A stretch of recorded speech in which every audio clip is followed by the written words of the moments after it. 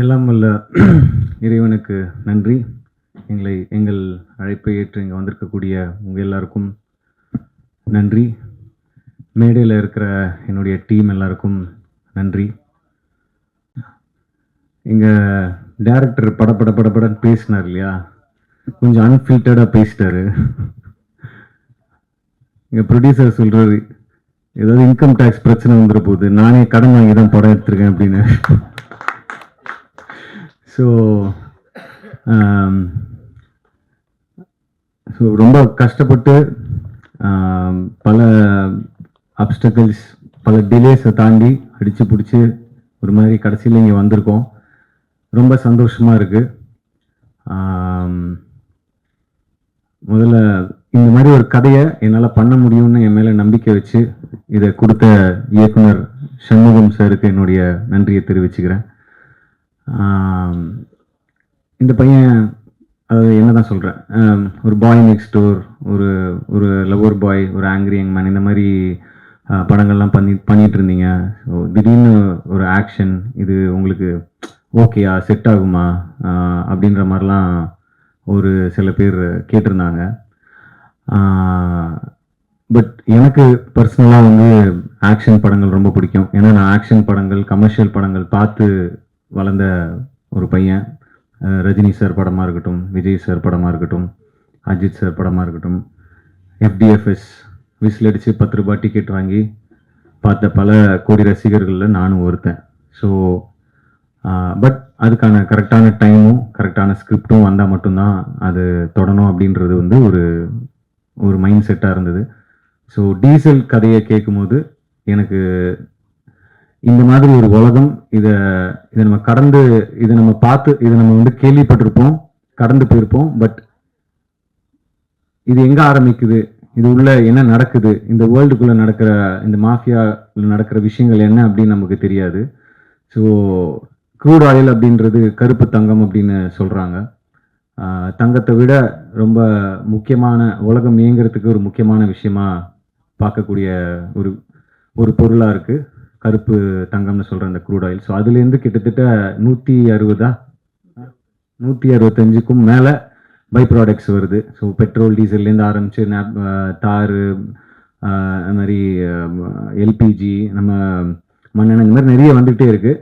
So இந்த மாதிரி விஷயங்கள்லாம் டேரக்டர் வந்து இந்த கதையை நரேட் பண்ணும்போது, சொல்லும்போது இந்த வேர்ல்டு ரொம்ப இன்ட்ரெஸ்டிங்காக இருந்தது. ஸோ அதனால தான் இந்த படம் பண்ணணுன்ற ஒரு ஆசை இருந்தது. நம்ம எடுத்தோம் கவுத்தோம் அப்படின்னு ஆக்ஷன் படம் பண்ணணும், 4 பேர் அடிக்கணும், கமர்ஷியலாக ஒரு 2 சாங் இருக்கணும், ஹீரோயினை ரொமான்ஸ் பண்ணணும் அப்படின்ற இன்டென்ஷனில் பண்ண படம் இல்லை. ஸோ இந்த படம்லாம் ஷூட்லாம் முடிச்சுட்டு இப்போது ரீசெண்டாக ட்ரெய்லர் வந்தது. எனக்குள்ளேயே ஒரு சின்ன சந்தேகம் இருந்தது. சரி, உண்மையாகவே நம்ம கான்ஃபிடென்ஸோட பண்ணிட்டோம் அந்த படத்தை, ஆடியன்ஸ் இதை எப்படி பார்க்க போகிறாங்க, இந்த புது நான் எடுத்துருக்கிற இந்த ஆக்ஷன் அவதாரை எப்படி ரிசீவ் பண்ண போகிறாங்க அப்படின்ற ஒரு சின்ன தயக்கமும் ஒரு சின்ன பயமும் இருந்தது. ட்ரெய்லர் வந்ததுக்கப்புறம் யாரும் பெருசாக திட்டலை. ஸோ அதுவே ஒரு பெரிய மெரிட்டாக எனக்கு ஃபீல் ஆச்சு. அதுக்கப்புறம் முந்தானேத்து STR அண்ணன் கால் பண்ணார். கால் பண்ணிவிட்டு இந்த மாதிரி ட்ரெய்லர் பார்த்துண்டா, பெர்ஃபார்மன்ஸு அது இதெல்லாம் தாண்டி எனக்கு ஒரு விஷயம் ரொம்ப பிடிச்சிருந்தது அப்படின்னு சொன்னார். உன்னுடைய பாடி லாங்குவேஜ் அண்ட் நீ ஒரு ஆக்ஷன் ரோல் பண்ணுற, ஒரு ஹீரோயிசமாக ஒன்று பண்ணுறன்னும் போது அதில் ஒரு மீட்டர் ரொம்ப முக்கியம், அந்த மீட்டரை நீ அளவாக கரெக்டாக பண்ணியிருக்க அப்படின்னு சொன்னார். ஸோ அவர்கிட்டேருந்து வரும்போது அது ஒரு பெரிய ஒரு கான்ஃபிடென்ஸை கொடுத்துச்சு. ஏன்னா இதோட நீ அதிகமாக பண்ணனா ரொம்ப ஜாஸ்தியாக இருக்கும். ஏன்னா நீ இப்போ தான் ஸ்டார்ட் பண்ணுற, ஆக்ஷன் படங்கள் பண்ண இப்போ தான் ஸ்டார்ட் பண்ணுற, ஸோ கரெக்டாக இருக்குது அப்படின்ற மாதிரி அவர் சொன்னார். ஸோ ஒரு சின்ன கான்ஃபிடென்ஸை கொடுத்தது. ஸோ இது எல்லாத்தையும் தாண்டி ஆடியன்ஸுக்கு இந்த படத்தில் வந்து நான் முன்னாடியே சொன்ன மாதிரி, எல்லாரும் சொன்ன மாதிரி, இந்த பார்க்காத ஒரு உலகம். ஸோ ட்ரெய்லரில் வந்து நீங்கள் ஆயில், பெட்ரோல், டீசல், மாஃபியா இதை பற்றி தான் மேக்ஸிமம் போர்ட்ரே பண்ணியிருக்கோம் ட்ரெய்லரில். அண்ட் இதில் இன்னொரு விஷயமும் செகண்ட் ஹாஃபில் டிஸ்கஸ் பண்ணியிருக்கோம்.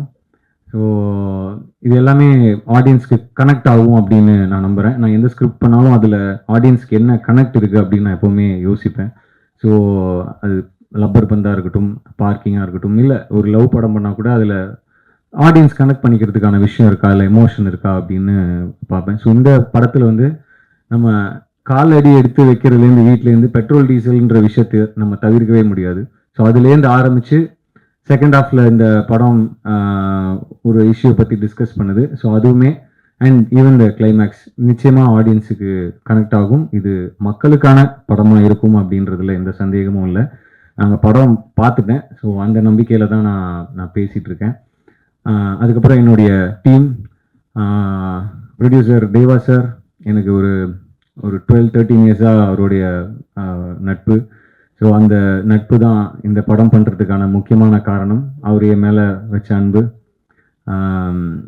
அதாவது நான் என்னை பற்றி அதிகமாக யோசிக்கிறத விட அவர் என்னை பற்றி அதிகமாக யோசிக்கிறாரு. அதுதான் உண்மை. ஸோ அவருக்கு என்ன சொல்கிறது, உண்மையாகவே ரொம்ப கஷ்டப்பட்டு என்னுடைய மார்க்கெட் சைஸ் எல்லாம் தாண்டி எங்கேயோ ஒரு பட்ஜெட் போய் லேண்ட் ஆயிருக்கு.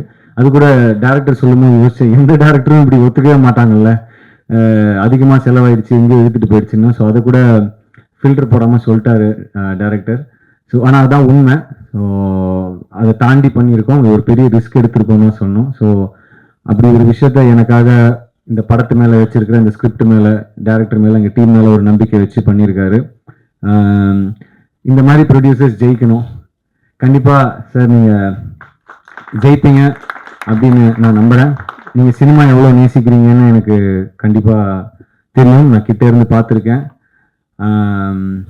மனுஷனுக்கு சாப்பாடு, தூக்கம், காற்று, தண்ணி எல்லாம் முக்கியம்னுவாங்க. அது எல்லாத்துலேயுமே அவருக்கு சினிமா கலந்துருக்கு அப்படின்னு தான் நான் நினைக்கிறேன். ஏன்னா எப்போவுமே நம்ம பண்ணுற படமாக இருக்கட்டும், இந்த படமாக இருக்கட்டும், இதுக்கு முன்னாடி நாங்கள் பண்ணுற படங்களாக இருக்கட்டும், இதை பற்றி நாங்கள் பேசிகிட்டே இருப்பார். ஸோ அந்த சினிமா நிச்சயமாக அவங்கள கைவிடாதுன்னு நான் நம்புகிறேன் தேவா சார். அதுக்கு உதாரணமாக இப்போது ஒரு படம் லோகான்னு ஒரு படம் வந்தது. ஸோ உண்மையாகவே அது ஒரு பெரிய கான்ஃபிடென்ஸை கொடுத்தது. ஒரு ஃபீமேல் ஓரியன்ட் சப்ஜெக்ட், அவ்வளோ பெரிய பட்ஜெட், பட் அவங்க அந்த படம் மேலே வச்ச நம்பிக்கை, அந்த அந்த ப்ரொடியூசர் அந்த படம் மேலே, அந்த கதை மேலே வச்ச நம்பிக்கை, அது வந்து அவங்களுக்கு பல மடங்கு ஈட்டி கொடுத்துருக்கு. தயவு செஞ்சு நான் இந்த படத்தையும் அந்த படத்தையும் கம்பேர் பண்ணுறேன்றது மட்டும் தமிழில் போட்டுறாதீங்க.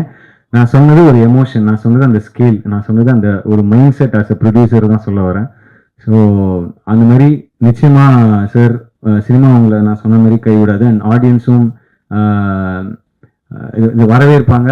இந்த படம் மட்டும் இல்லை, நீங்கள் அடுத்தடுத்து தயாரிக்க போகிற மற்ற படங்களுக்கும் சரி.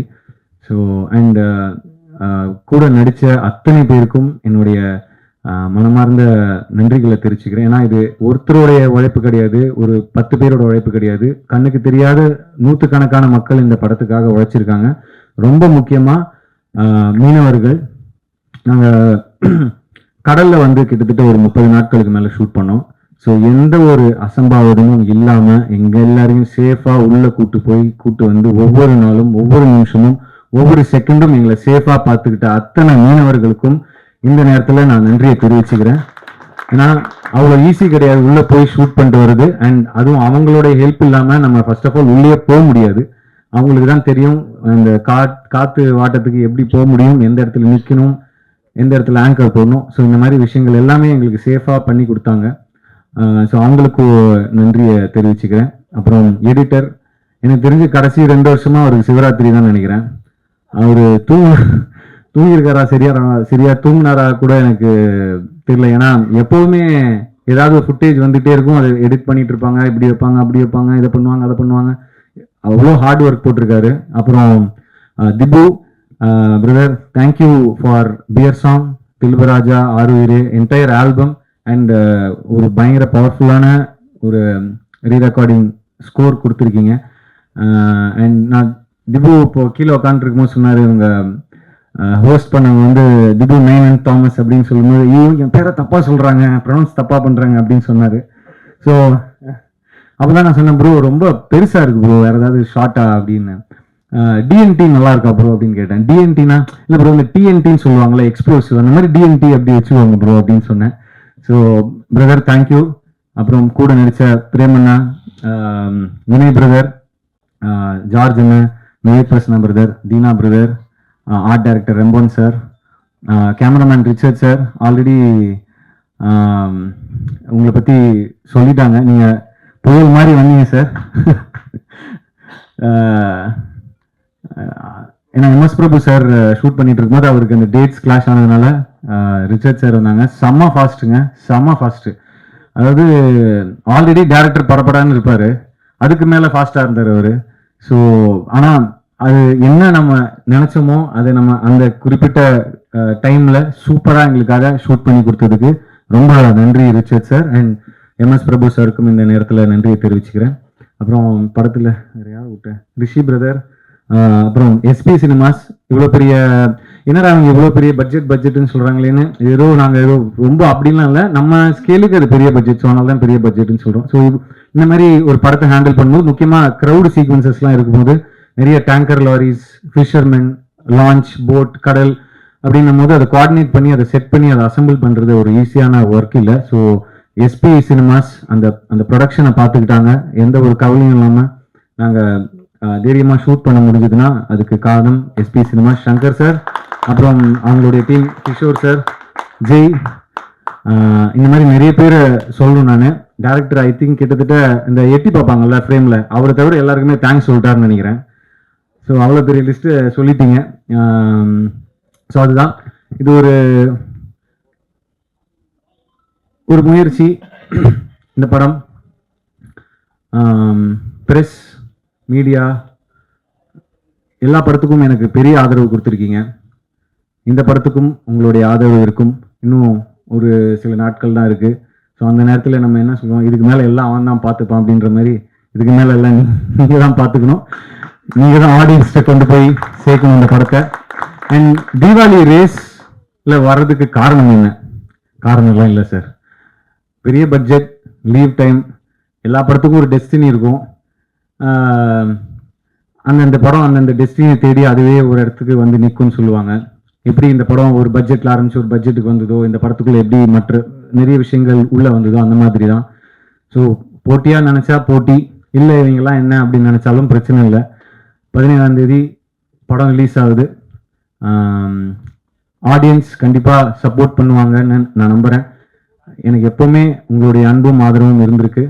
ஸோ அது தொடர்ந்து இருக்கும், இந்த படத்துக்கும் சரி, அடுத்து வர படங்களுக்கும் சரி. அண்ட் நானும் நிச்சயமாக ரொம்ப கான்சியஸாக நல்ல படங்கள், நல்ல கதாபாத்திரங்கள் சூஸ் பண்ணி பண்ணணுன்றது தான் என்னோட ஆசை. ஸோ கண்டிப்பாக அதுக்கான இயக்குனர்களும் தயாரிப்பாளர்களும் வருவாங்க. அதான். ஸோ ஒரே ஒரு விஷயம் தான் என்னென்னா, எடுக்கிற முயற்சிகள் சில நேரம் தோற்றுருக்கலாம், சில நேரம் பெருசாக ஜெயிச்சிருக்கலாம். ஆனால் அந்த முயற்சி எடுத்தவன் வந்து எப்போவுமே அடுத்தடுத்த கட்டத்துக்கு போவான்றது எந்த மாற்று கருத்தும் கிடையாது. ஸோ நாங்கள் முயற்சி எடுத்திருக்கோம், முயற்சி எடுப்போம், முயற்சிப்பேன். சப்போர்ட் பண்ணுங்க. Thank you for all the love. And sorry, Athulya பற்றி சொல்ல மறந்துட்டேன். நிறைய ஹார்ட் ஒர்க் போட்டிருக்காங்க. She is a very sweet person. ஏன்னா அந்த கடலுக்குள்ளெல்லாம் ஷூட்டிங் பண்ணும்போது நம்ம காலையில் ஒரு 7-8 மணிக்கு போனோம்னா திருப்பி ஒரு 3-4 மணி வரைக்கும் கரைக்கு போக முடியாது. ஸோ அந்த மாதிரி நேரத்தில் ஒரு ரொம்ப கஷ்டமாக இருக்கும். பசங்க நம்ம அட்ஜஸ்ட் பண்ணிக்கலாம், பட் அவங்களுக்கு ரொம்ப கஷ்டமாக இருக்கும். அந்த மாதிரி பல விஷயங்களை அட்ஜஸ்ட் பண்ணிக்கிட்டு ரொம்ப கோஆப்ரேட்டிவாக ஷூட் பண்ணதுலேயும் சரி, ஷூட்டிங் ஸ்பாட்டில் நிறைய சேட்டை பண்ணதுலேயும் சரி, ரொம்ப நான் கொஞ்சம் அப்படியே டென்ஷனாகவே இருப்பேன். ஆனால் கூட இருக்கிறவங்க தீனா பிரதர், அப்புறம் தங்கதுரை, இவங்கெல்லாம் தான் கொஞ்சம் ஜோக் அடிச்சுட்டு ஜாலியாக கலாய்ச்சிட்டு அப்போ தான் கொஞ்சம் மூடே மாறும். ஏன்னா இவர் நம்மளை படபரப்பாகவே வச்சுருப்பார் இயக்குனர். என்னடா இது அவரை பற்றி எப்பவுமே கம்ப்ளைண்ட் சொல்கிற மாதிரியே சொல்கிறேன்ல, எப்படின்னா மிக என்ன சொல்கிறது, ரொம்ப எக்ஸ்ட்ரீம்லி ஹார்ட் ஒர்க்கிங் பர்சன். நான் டைலாக் ஷீட் எனக்கு ஒரு நாள் முன்னாடி கொடுப்பாங்க, ஆனால் அடுத்த நாள் வந்து பார்த்தா காலைல உட்காந்து எழுதிட்டு இருப்பாரு, ஃபுல் சீன் அடிச்சுட்டு ஃப்ரெஷ்ஷாக. ஐயோ டைலாக் மாத்துறீங்களா அப்படின்னு. இல்லை கொஞ்சம் தான் அப்படின்னு சொன்னோன்னே ஒரு 4 பக்கத்து டைலாக் எழுதி வச்சிருப்பாரு. என்னங்க 4 பக்கத்துக்கு எழுதி வச்சுன்னு கேட்டால், இல்லை சுருக்கி உங்களுக்கு ஒரு 10 நிமிஷத்தில் கொடுக்குறேன்னு. ஸோ அந்த மாதிரி லாஸ்ட் மினிட் வரைக்கும் அவருடைய ஒர்க், டைலாகாக இருக்கட்டும், சீன் கன்சீவ் பண்ணுற விதமாக இருக்கட்டும், அது ஸ்டேஜ் பண்ணுற விதமாக இருக்கட்டும், அது இருந்துகிட்டே இருக்கும். ஸோ அந்த அயராத உழைப்புக்கு கண்டிப்பாக தீனா பிரதர் சொன்ன மாதிரி கைத்தட்டுற மாதிரி ஒன்று பண்ணுங்க, கைத்தட்டுவாங்கன்ற மாதிரி கண்டிப்பாக உங்களுக்கு அந்த கிரெடிட்ஸ் வந்து சேரும்னு நான் நம்புகிறேன். இந்த தீபாவளிக்கு எல்லார பற்றியும் சொல்லிட்டேன்னு நினைக்கிறேன். யார் பற்றியாவது மறந்துருந்தேன்னா சாரி. கூட நடித்தவங்க, டெக்னீஷியன்ஸ் எல்லாருக்கும், என்னுடைய டீம், என்னுடைய பர்சனல் டீம் எல்லாருக்குமே நன்றியை தெரிவிச்சுக்கிறேன். மறுபடியும் நீங்கள் எல்லாரும் இங்கே வந்ததுக்கு ரொம்ப ரொம்ப நன்றி. சப்போர்ட் பண்ணுங்க, உங்களுக்கு பிடிக்கும்னு நாங்கள் நம்புகிறோம். எல்லாருக்கும் என்னுடைய அன்பு மட்டுமே. வணக்கம். விஷயத்தை மறந்துட்டேன். வெற்றிமாறன் சாருக்கு எத்தனை கோடி நன்றிகள் சொன்னாலும் அது பத்தாது. டீம் சார்பாகவும் என் சார்பாகவும் வெற்றி சார், தேங்க்யூ சார். ஏன்னா இந்த படத்துக்கு வாய்ஸ் ஓவர் பேசுறதுக்காக ஒரு முக்கியமான போர்ஷன் இருக்கு. நீங்க இந்த தில்பராஜா சாங்க்கு நடுவில் பார்த்துருப்பீங்க. ஸோ ரொம்ப முக்கியமான ஒரு படத்தை பத்தி ஒரு சுருக்கமா சொல்ற மாதிரியான ஒரு வாய்ஸ் ஓவர். ஸோ அதை வந்து வெற்றிமாறன் சார் பேசினா நல்லா இருக்கும், அது ஆடியன்ஸ்க்கு கரெக்டாக போய் சேரும், கனெக்ட் ஆவாங்க அப்படின்ற ஒரு நம்பிக்கையில் போய் கேட்டோம். ஸோ வாய்ஸ் ஓவர் பேசுறேன்னு இல்லை, நான் முதல்ல படத்தை பார்க்கணும், அப்புறம் தான் என்னால் வாய்ஸ் ஓவர் பேச முடியும்னு சொல்லிட்டு அவர் நினைச்சிருந்தா ஒரு அரை மணி நேரத்தில் அந்த வாய்ஸ் ஓவர் பேசிட்டு அவர் வேலையை பார்த்துட்டு போயிருக்கலாம். ஏன்னா அவரும் அடுத்தடுத்த நிறைய படைப்புகளுக்காக ரெடி ஆகிட்டு இருக்காரு. பட் அவர் டைம் எடுத்து படத்தை பார்த்து சில சஜஷன்ஸ் கொடுத்தாரு. அதை வந்து வலைத்தளங்களில் வந்து சில பேர் வந்து வெற்றிமாறன் சார் வந்து பார்த்தாராம், அவரோட அசிஸ்டன்ட் தான் இவர் அப்படின்னு. இவருக்கு வெற்றிமாறன் சாருக்கு எந்த சம்மந்தமும் கிடையாது. உண்மையாகவே அவர் மேலே இருக்கிற அன்புனாலையும் நம்ம ஆல்ரெடி அவருக்கு பழக்கம் அப்படின்றனாலையும் வந்து வாய்ஸ் ஓவர் பேசி கொடுத்து சில சஜஷன்ஸ் கொடுத்தாரு. Thank you Vetrimaaran sir, we love you sir. நீங்கள் தான் சொல்கிறீங்க சார். அது நேற்று ரூமில் வந்துட்டு போய் படுங்க, நைட்டு தான் லேட் ஆயிடுச்சு அப்படின்னாரு. அப்படிலாம் உட்காந்து எழுதியுமே ஒரு 4 பேரை விட்டேன். அதில் முக்கியமாக என்னடா எவ்வளோ உட்காந்து எழுதினாலும் பேரை விட்டுறேன். ஏன்னா நன்றி சொல்லும்போது உழைச்சிருக்கோம்ல, ரொம்ப நாள் அவங்களுக்கு நன்றி சொல்லன்றது அவங்களை காயப்படுத்தும். ஏன்னா திருப்பி போய் உதவி பண்ணும், அவங்க நமக்கு இல்லை, இன்னும் அடுத்தவங்களுக்கு யாராவது உதவி பண்ணும்போது ஆமாம் உதவி செய்வோம், பேரை கூட சொல்ல மாட்டானுங்க அப்படின்ற ஒரு மாதிரி ஆகிடும். அது தவறு. மணிகண்டன் வாய்ஸ் ஓவர் கொடுத்துருந்தாங்க. நீங்கள் ட்ரைலரில் பார்த்த வாய்ஸ் ஓவர் வந்து மணிகண்டன், தம்பி கதாநாயகன் மணிகண்டன் கொடுத்த வாய்ஸ் ஓவர். அவரும் தேவா சாருக்கு தான் பண்ணார். அது ரொம்ப நன்றி அதுக்கு. அதே மாதிரி இந்த 3 ஆண்டு கால பயணத்தில் வந்து எனக்கும் தேவா சாருக்கும் ரொம்ப பக்கபலமாக இருந்தது இயக்குனர் விருமாண்டி வெற்றி செல்வன். வெற்றி விருமாண்டி ரொம்ப நன்றி. ஏன்னா அவங்க 2 பேரும் படம் பண்ண இயக்குனர்கள். 24/7 எனக்கும் தேவா சாருக்கும் கூட இருப்பாங்க. அவங்களுக்கு நன்றி சொல்ல. மச்சான் உட்காந்து ரொம்ப கஷ்டப்பட்டு ரெடி பண்ணேன்டா, அதில் வந்து ரோலிங்கில் போயிடுச்சுடா. அதனால அவங்களுக்கு நன்றி. அதான் அந்த 3 பேரும் சொல்லணும்னு நினைச்சேன். Sorry, thank you.